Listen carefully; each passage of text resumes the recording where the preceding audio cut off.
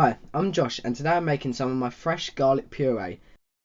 Please take a second to hit the like button if you find this video useful. This simple garlic puree is the perfect option wherever garlic is required in a recipe. Simply peel all the garlic, trim off any green shoots and then add it to a blender. There is no need to chop into smaller pieces. Add enough oil to cover up halfway the content in the blender. Pop the lid on to protect yourself from a garlic explosion and blend in 10-second intervals or pulse until the mixture looks like a frozen milkshake consistency. Remove the lid and carefully tip into a tight sealing container. You can then safely store refrigerated for up to a week. Alternatively, transfer to ice cube trays, freeze for 24 hours, push out and keep frozen in a ziplock bag for up to 6 months.